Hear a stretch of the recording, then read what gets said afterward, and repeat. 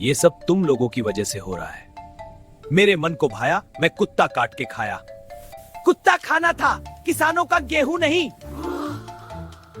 जो खाना था खा लिया, अब भागो।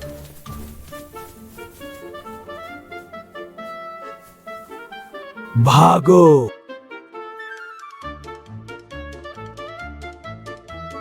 हम मजाक मजाक में आ ही गए हैं तो रुक ही जाइए। वैसे आप तो अपने हैं, आपसे झूठ बोलने का क्या फायदा। सच तो यह है मेरे दोस्त कि दुनिया बड़ी कुत्ती चीज है, और जब इंसान अपने कुत्तेपन पे आ जाए ना तो जानवर बन जाता है। और जब कभी कभी जानवर अपने कमीनेपन पर आता है तो इंसान को दौड़ा दौड़ा के मारता है।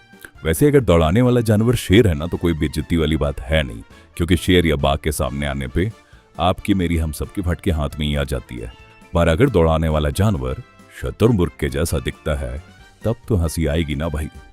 तो चलिए बात करते हैं एक ऐसे युद्ध की जो इंसानों ने ईमू के खिलाफ लड़ा। और शर्म की बात तो यह है कि शुतुरमुर्ग के जैसे दिखने वाले इन प्राणियों ने इंसानों को हरा दिया।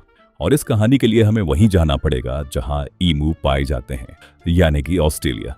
वैसे आपको पता है ऑस्ट्रेलिया का नेशनल बर्ड ईमू है। एनीवेज आगे बढ़ते हैं। वैसे इस लफड़े की शुरुआत ना एक अच्छे काम से हुई थी। वो कहते हैं ना, नेकी कर और नाली में डाल, कुछ ऐसा ही। तब की ऑस्ट्रेलिया सरकार ने फर्स्ट वर्ल्ड वॉर के बाद अपने सैनिकों को काफी मात्रा में जमीन बांटी थी। अजीब सी बात है ना, सरकार लेने की जगह लोगों को दे रही थी। खैर तब ऐसा ही सिस्टम था, पर बेचारे सैनिकों को यह पता ही नहीं था कि सरकार उनके हाथ में जिंदा बवासीर थमा रही है। जब बेचारे सैनिक अपने अपने खेतों पर पहुंचे तो उन्हें पता चला कि उनकी आधी फसल तो ये साले ईमू ही खा जा रहे हैं। वैसे ईमू दुनिया भर की चीजें खा सकते थे, पर उन्हें तो साहब किसानों का गेहूं ही खाना था। क्या पता डाइटिंग कर रहे हो। खैर उनकी इन्हीं हरकतों की वजह से वो किसानों के लिए दुश्मन नंबर 1 बन गए। और जब किसानों ने सरकार को उंगली की तो सरकार के लिए भी दुश्मन नंबर 1 ईमू ही हो गए।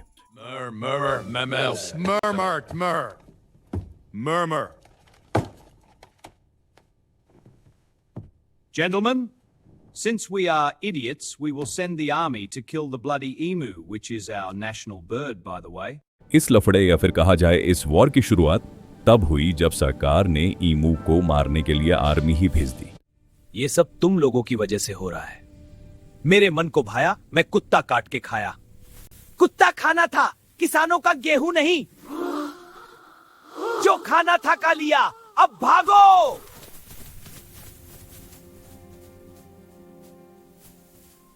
भागो।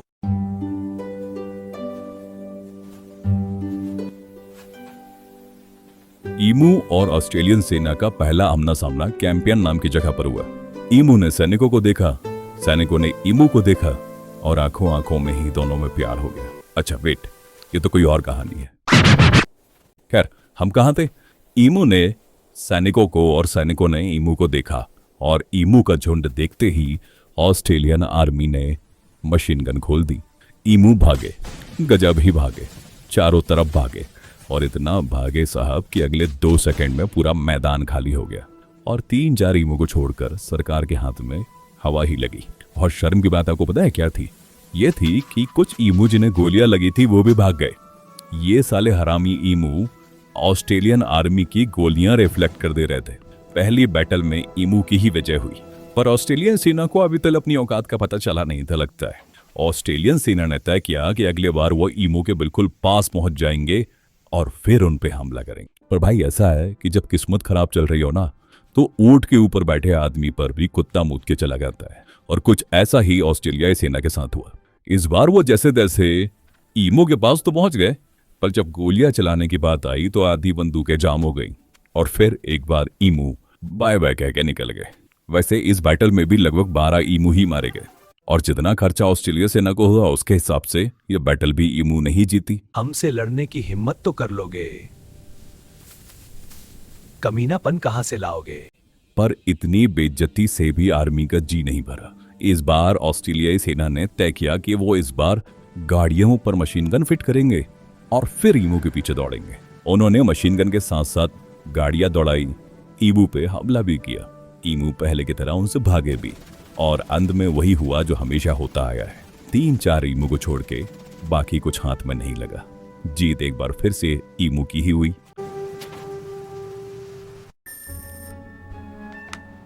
बहुत बेइज्जती करवा ली, अब वापस आ जाओ। Yes sir. और कुछ दिनों बाद शर्म के मारे ऑस्ट्रेलियन सरकार ने खुद ही ये स्कीम बंद कर दी और आर्मी को वापस बुला लिया। पर मेरे दोस्त, वो गलती ही क्या गलती जो इंसान दोबारा ना करे। इस घटना के कुछ महीनों बाद पत्रकारों ने किसानों के साथ ऑस्ट्रेलियन गवर्नमेंट को एक बार फिर से उनके इस चूतियापे की याद दिलाई, तो ऑस्ट्रेलियाई गवर्नमेंट ने कहा कि हम फिर से वही करेंगे। हम अभी भी नहीं सीखे हैं और हम एक बार फिर अंतिम हमला करेंगे ईमू पे। फिर से आर्मी बुलाई गई, इस बार ज्यादा संख्या में बुलाई गई, इस बार ज्यादा संख्या में बंदूकें लाई गई और इस बार ज्यादा संख्या में व्हीकल लाए गए और कुछ ही महीनों में लगभग 1000 ईमू मार दिए गए। ऑस्ट्रेलियन गवर्नमेंट ने दुनिया को बताया कि वो वॉर जीत गए हैं और इसी के साथ उन्होंने वॉर खत्म होने की घोषणा कर दी। पर इसके कुछ महीनों बाद असलियत सबके सामने आई। पता चला कि टोटल 20,000 ईमू थे। उसमें से गवर्नमेंट इतनी मेहनत के बाद भी केवल 1000 ही मार पाई थी। तो इस प्रकार से ये बैटल भी ईमू ने जीती और पूरी वॉर भी ईमू ने ही जीते। और पता है आपको इसके बाद क्या हुआ? इसके बाद जो हुआ वो उससे भी ज्यादा फनी था। किसी ने आइडिया दिया कि किसानों को ईमू से बचने के लिए बाड़ लगा लेनी चाहिए और किसानों ने ये बात मानी भी। और आपको पता है उससे क्या हुआ? उससे ये हुआ साहब कि ईमू का हमला किसानों पे कम हो गया। अगर यह आइडिया पहले आ जाता तो न सरकार की इज्जत जाती न पैसा। खैर, आपकी इज्जत में भी कोई फर्क नहीं पड़ेगा अगर आप सब्सक्राइब करके बेल आइकन पर क्लिक करेंगे और ये आपका मेरे पे पर्सनली एहसान होगा अगर आप शेयर करें तो। मिलते हैं अगले वीडियो के साथ, तब तक अपनों का ध्यान रखिए, अपना ध्यान रखिए। Take care.